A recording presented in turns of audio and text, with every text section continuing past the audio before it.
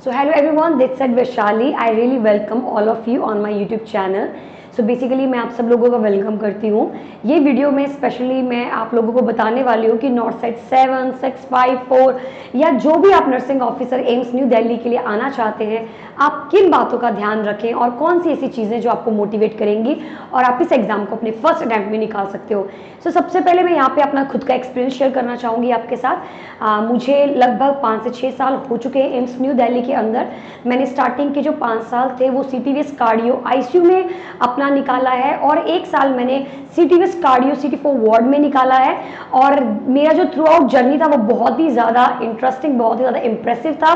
मैंने अपना जो नर्सिंग था वो बाबा फरीद से कंप्लीट किया था। आफ्टर 4 ईयर ग्रेजुएशन मैंने एम्स का जो था नर्सिंग ऑफिसर का एग्ज़ाम दिया था and I got my like rank all around 150, वो भी फर्स्ट अटैम्प्ट में बिना किसी की ज़्यादा जानकारी से, बिकॉज मैं हिमाचल से थी, पंजाब से डिग्री की थी, तो कहीं ना कहीं उतना इन्फॉर्मेशन जो था मुझे नहीं था एम्स का।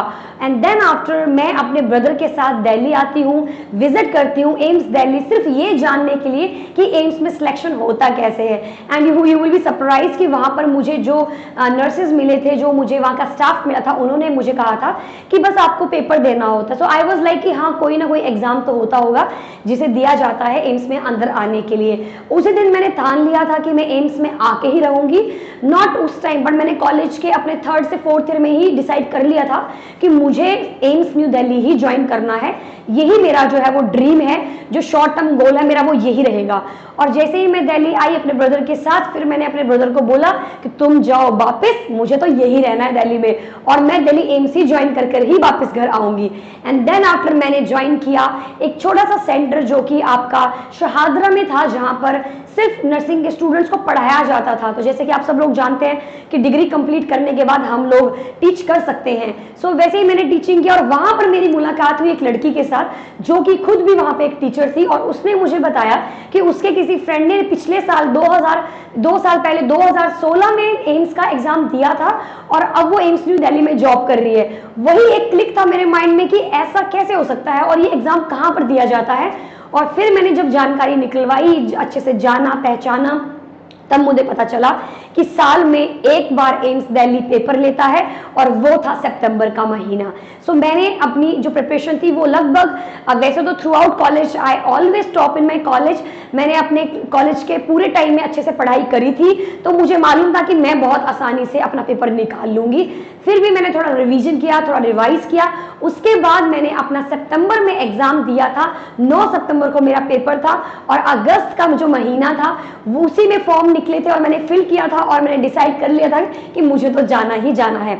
एंड देन आफ्टर सितंबर में पेपर देने के बाद मैं जाती हूँ और अपना जो रिजल्ट है वो अक्टूबर के लास्ट, नवंबर के आसपास आ जाता है और दिसंबर में हमें अपॉइंटमेंट लेटर इशू कर दिए जाते हैं।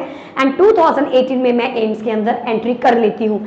जैसे ही मैं एम्स के अंदर एंट्री करती हूँ, मुझे दिया जाता है CNC डिपार्टमेंट, जो कि पूरे एम्स का सबसे डिफिकल्ट डिपार्टमेंट माना जाता है, कार्डियो न्यूरो साइंस सेंटर, जिसके अंदर मुझे कार्डियक का CTVS का ICU A दिया गया। क्योंकि मैं फ्रेशर थी, मैंने काम कहीं नहीं किया था और वहाँ पर फ्रेशली सिखाया जा रहा था और 6 मंथ ओरिएंटेशन सा रहता था, वो हमें सिखाते थे क्या करना है क्या नहीं करना है। मेरे लिए वो बहुत बड़ा डिजास्टर था शुरुआत के टाइम में, बिकॉज मुझे कुछ भी समझ में नहीं आता था। थ्योरी मेरी बहुत स्ट्रांग थी बट प्रैक्टिकली मेरा हाथ बहुत ही ज्यादा ढीला था। और आपने मुझे एक CTVS के ICU में डाल दिया, कार्डियो में, जहाँ पे हार्ट ट्रांसप्लांट होते थे। बट मैं वहाँ के जो स्टाफ थे वो बहुत ही ज्यादा कोऑपरेटिव थे, उन्होंने बहुत मेहनत करके हमें सिखाया और आज मैं आपके सामने खड़ी हूँ। बिना किसी कोचिंग के मैंने NCLEX क्लियर किया है, बिना किसी की मदद से मैंने OSCE क्लियर किया है। तो कहीं ना कहीं जो एम्स था उसने मुझे बहुत कुछ सिखाया है और अपने अंदर कॉन्फिडेंस और जान पहचान, पेशेंट को कैसे देखना है, किस प्रकार से पेशेंट का जो केयर है वो किया जाना चाहिए, ऑनेस्टी क्या होती है, अपने काम को लेके ऑनेस्ट कैसे बनना होता है, वो सब कुछ मुझे एम्स ने सिखाया है। तो यहाँ पर इस सबको बताने का मेन पर्पस क्या है, आप मोटिवेट रहे, बिकॉज ये एक छोटी सी मोटिवेशन शायद आपको मदद कर सकती है और आप अपना एग्जाम जो है वो एक पॉजिटिविटी के साथ जो है वो क्लियर कर सकते हैं। बिकॉज मेरा ये मानना है, अगर आपको कोई भी पेपर क्लियर करना है, आपका जो इंटरनल सोल है वो पॉजिटिव होनी बहुत ज्यादा जरूरी है। बिकॉज मेहनत हर कोई करता है, लक किसी किसी का काम करता है, लेकिन पॉजिटिविटी सिर्फ किसी किसी के पास होती है, और जिसके भी पास होती है वो हमेशा एग्जाम पास करता है।